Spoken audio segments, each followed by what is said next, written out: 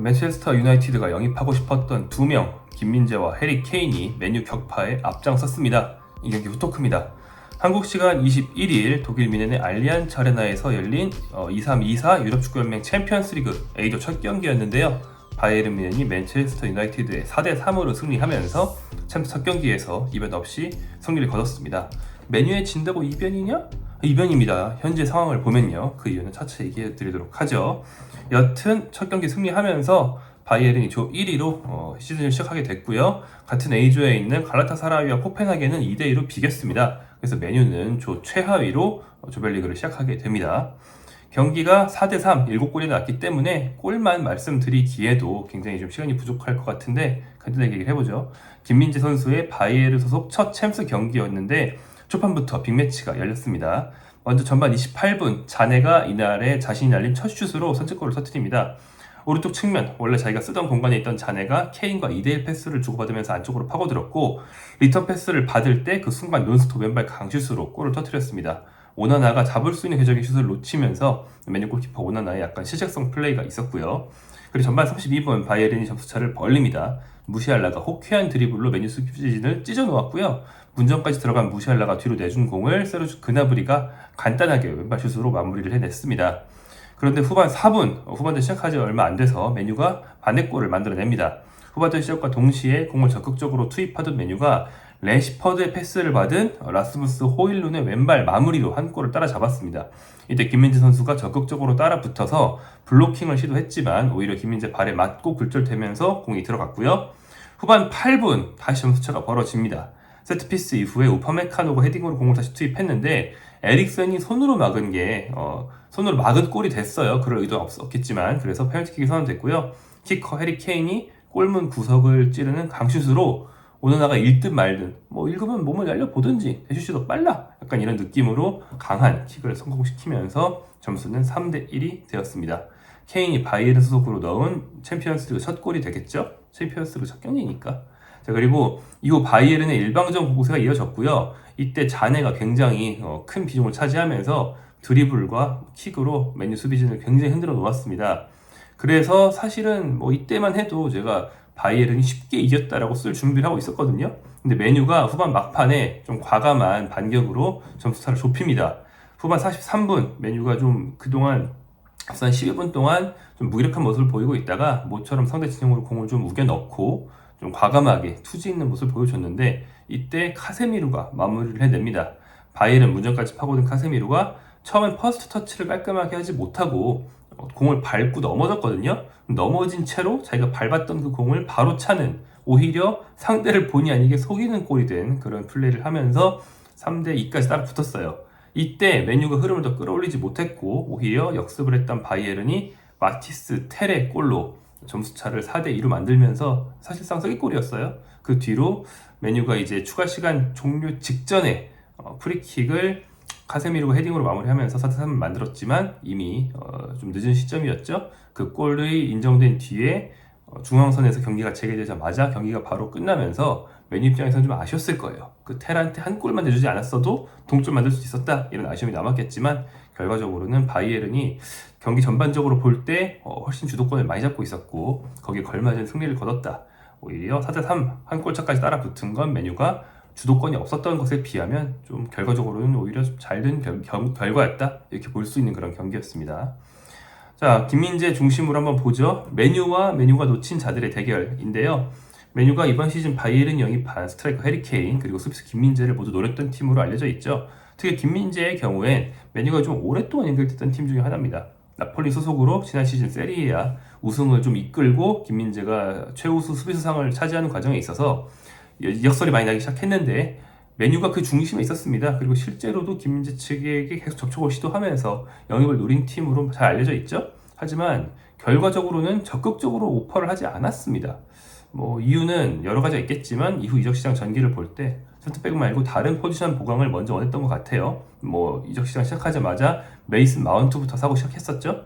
그래서 센터백이 우선순위에서 제외되면서 적극적인 제안을 하지 않았습니다. 결국 메뉴는 센터백 영입 자금이 부족했기 때문에 35세 노장 수비수 조니 에반스, 메뉴 출신의 산두수전타 겪은 조니 에반스를 복귀시키는데 그쳤죠. 조니 에반스는 연봉도 좀 낮고 FA이기 때문에 돈이 안 드는 그런 선수였습니다. 그래서 이날 수비진에는 린들레프가 나왔어요. 예전부터 이제 후보였던 린들레프가 나왔습니다.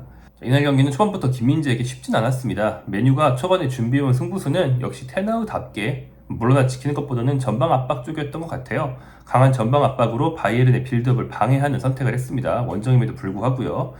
바이에른의 조직력이 막 이렇게 높지 않죠? 이번 시즌 쭉 보면은 우리 다 알 수 있듯이 김민재는 레프트백 알폰소 데이비스, 미드필더 요주아 키미히 모두 적극적으로 받으러 와주지 않는 가운데 패스할 곳을 찾기 힘들어하는 경우가 경기 초반에 여러 번 나왔습니다. 하지만 메뉴가 이런 압박의 강도를 경기 내내 유지할 수도 없었고요. 초반 좀 흔들렸던 바이에른도 곧 안정을 찾았죠. 김민재와 바이에른 후방은 안정적으로 메뉴 압박에서 벗어나기 시작합니다. 전반 32분에 바이에른의 두 번째 골 상황에 김민재의 기점 패스가 있었는데 김민재의 전진 패스가 데이비스를 거쳐서 자말 무시하길래에게 연결됐고요. 무시하려가 그때부터 굉장히 폭발적으로 상대 수비를 찢어버린 다음에 그나브리의 마무리로 이어졌습니다.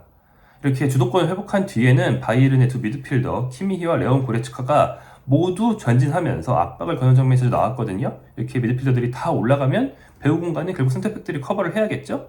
그걸 위해서 최근에 투엘 감독은 더리우트보다는 활동 반경이 넓은 김민재와 오파메카노 조합을 선호하기도 하는데, 그래서 김민재 선수가 많이 올라가서 루즈볼이 떨어진 자리를 선점하고 있다가 잘 주워주는 그런 플레이가 많이 나왔습니다.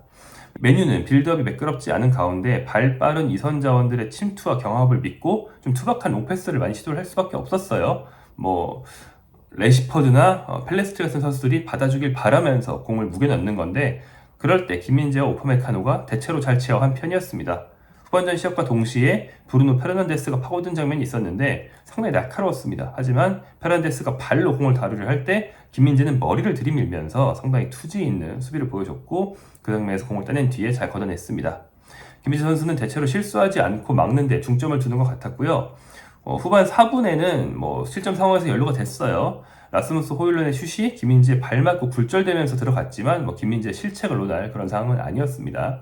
경기에 대해서 분석하고 이제 스탯을 매기는 그런 후스코어드 서비스에서도 김민재 선수의 에러를 지적하진 않았습니다. 경기 막판에 바이에른 수비진이 흔들렸어요. 이때 버팀목이 되어준 선수가 김민재였습니다.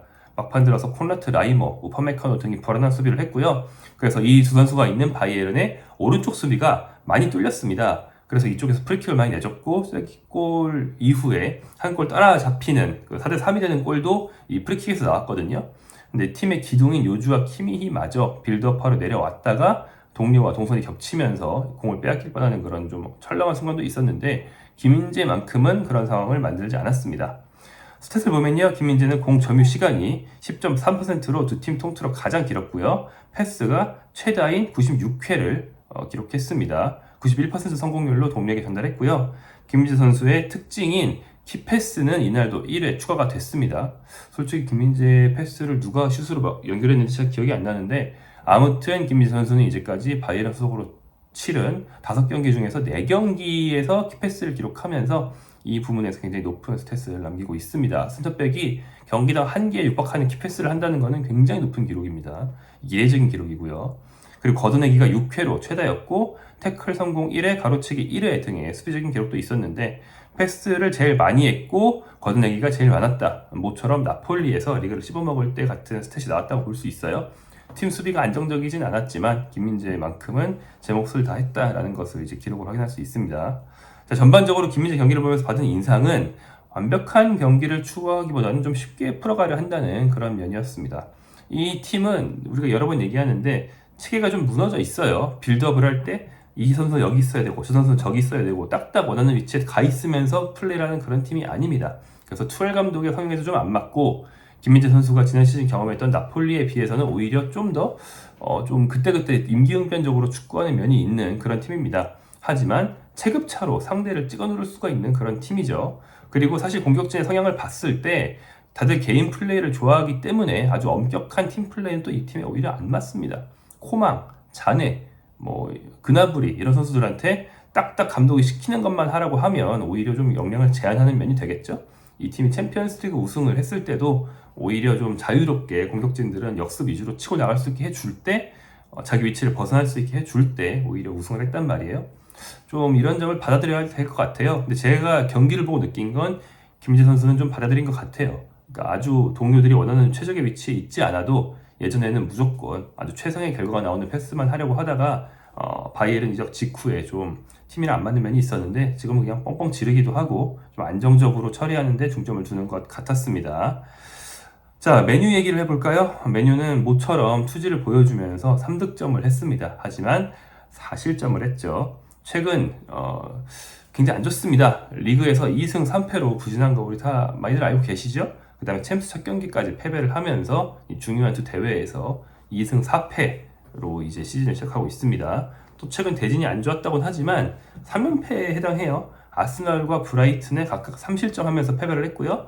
바이에른에 4실점하면서 요 좀 강팀과의 3연전에서 10실점 3연패를 하고 있습니다. 그래서 그런지 오나나의 안 좋은 표정을 계속 잡아줬는데 오나나가 이날 무려 4실점을 했음에도 불구하고 물론 평점은 낮게 나오겠지만 그렇게 엄청 못하지 않았거든요. 첫 실점에서 공을 빠뜨리긴 했지만 그 뒤로는 정말 위협적인 슛을 엄청 쳐냈습니다. 근데 오나나 표정이 내가 어디까지 해줘야 되냐? 약간 이런 표정이 아니었다고 느꼈어요. 그리고 이제 호일룬의 골이 터진 건 그나마 맨유 입장에서 다행이었고 카세미루 역시도 최근 좀 비판이 있었는데 이 팀에 맞지 않는 조각이다. 수비형 미드필더, 전문 수비형 미드필더 왜 있냐? 테너가 원하는 좀 아름다운 축구에 안 맞는 게 아니냐? 이런 얘기가 좀 나오고 있었는데 그런 얘기를 불식시키듯이 브라질리언 다운 굉장히 과감한 공격 가담으로 두 골을 뽑아내면서 나에겐 대신에 리더십이 있다 이런 걸 좀 보여줬어요. 하지만 결국에 테너 감독이 원하는 건 겨우 버티는 것이나 투지로 이기는 게 아닌 주도적인 경기 운영일 텐데 그런 좋은 경기 운영은 되지 않는 모습이 반복되고 있습니다. 그래도 이 팀에 저력이 있으니까 멤버 구성도 있고 감독이 아예 못하는 사람이 아니니까 갈라타사라이나 코펜하겐 같은 챔피언스리그 조에 있는 팀에 발목 잡힐 가능성은 별로 없어 보입니다. 하지만 이런 이변의 가능성을 확실히 차단하려면 지금보다 더욱더 경기력을 끌어올리는 게 필수일 것 같고요. 아마 테너 입장에서는 오른쪽 윙어들이 연달아서 각종 추문, 논란, 충돌, 내분 등으로 인해서 연달아 빠지면서 파쿤도 펠리스트리를 챔피언스리그 중요한 경기에서 기용해야 했던 게 아마 상당히 뼈아플 것 같아요. 테너 입장에서 분통이 터지지 않을까 싶습니다. 하지만 어쩔 수 없죠. 현지 팀 사정이 그렇습니다.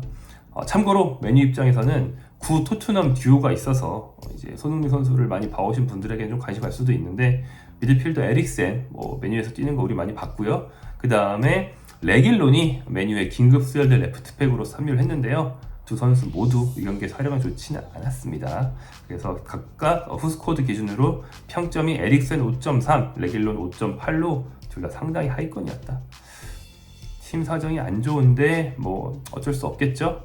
하지만 맨유도 좀 힘을 내주기를 바라고요. 왜냐하면 이제 맨유가 꼭 올라가야 된다 이런 게 아니고 맨유의 명성에 걸맞는 플레이를 해줘야 우리 같은 축구를 보는 사람들 입장에서는 또 아름다운 플레이를 또 감상할 수 있기 때문에 힘을 내주기를 바라고 바이에른은 쉽지 않은 양상이었지만 결국 승리를 따낸 만큼 앞으로 더욱더 문제점을 개선하고 제 개인적인 바람이 있다면 김민재가 조금 쉬면서 가끔 좀 선발에서 빠지기도 하고 그럴 수 있었으면 좋겠습니다.